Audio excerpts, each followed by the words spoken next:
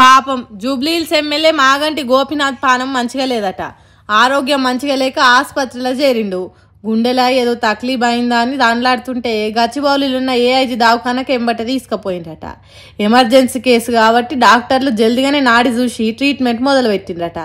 అయితే గోపీనాథ్ పరిస్థితి చాలా కష్టంగానే ఉన్నదని అన్నారట డాక్టర్లు. ఎమ్మెల్యే ఎన్నికలు అయిపోయినాక మాగంటి గోపీనాథ్ కొన్ని రోజులే హుషారున్నాడట. అటెనక ఒంట్లో ఏమైందో ఏమో గాని చిన్నగా సిక్ అయిందట. అప్పటి నుంచి ఇంటికంటే పార్టీ ఆఫీసుల కంటే ఆసుపత్రులలోనే ఎక్కువ ఉన్నాడట.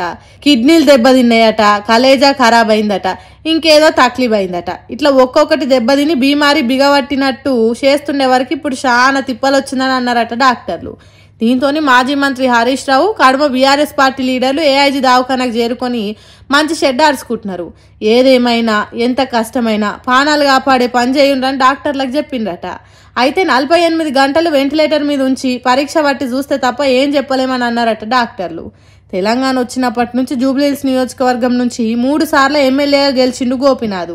తెలుగు యువత రాష్ట్ర అధ్యక్షునిగా తన రాజకీయ జీవితం మొదలుపెట్టిన మాగంటి గోపీనాథ్ 2014లో టీడీపీ తరపున ఎమ్మెల్యేగా గెలిచి టీఆర్ఎస్ పార్టీలో చేరిండు.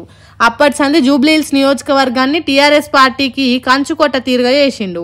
అభివృద్ధి పనులు చేసుకుంటా జనానికి అందుబాటులో ఉన్నాడు. ఇంత మంచి లీడర్ కు ఏం కావద్దని ఆరోగ్యంతో మంచిగా ఆసుపత్రి నుంచి రావాలని కోరుతున్నారు జూబ్లీహిల్స్ పబ్లిక్. ఒక్క జూబ్లీహిల్స్ పబ్లికే కాదు, రాష్ట్రం మొత్తంలో ఉన్న బీఆర్ఎస్ పార్టీలు దేవుణ్ణి మొక్కుతున్నారు. మరి 24 గంటల తర్వాత ఏం జరుగుతుంది అనేది డాక్టర్ల చేతుల ఆ దేవుని చేతులనే ఉన్నది.